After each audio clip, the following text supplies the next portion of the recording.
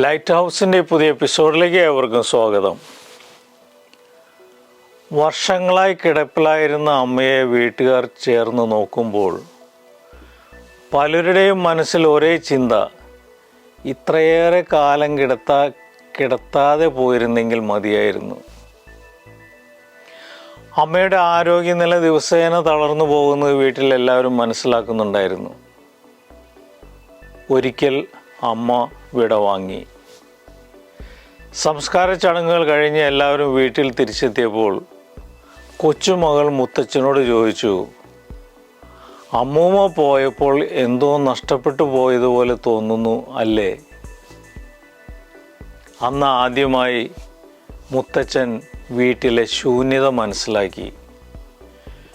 ഭാര്യയുടെ ശബ്ദമില്ലായ്മ, അവളുടെ സാന്നിധ്യത്തിൻ്റെ അഭാവം, ഇതൊക്കെ അയാൾക്കൊരു വലിയ നഷ്ടമായി തോന്നി. ഒരാളുടെ സാന്നിധ്യം എല്ലായ്പ്പോഴും അവൻ്റെ പ്രവർത്തന ശേഷിയാൽ മാത്രമല്ല അളക്കപ്പെടുന്നത്.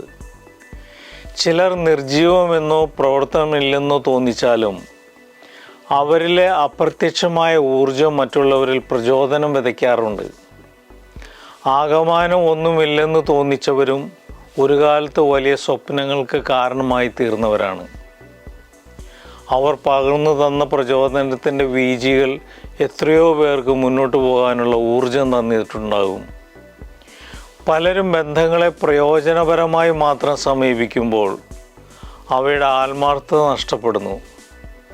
ലാഭനഷ്ടങ്ങളുടെ കണക്ക് കൂട്ടി മാത്രം നിലനിൽക്കുന്ന ബന്ധങ്ങൾ ഒരിക്കലും ശാശ്വതമായിരിക്കില്ല. ചില ബന്ധങ്ങളുടെ വില ദൃശ്യമായ അളവുകൾക്കപ്പുറം മാത്രം മനസ്സിലാകുന്നതാണ്.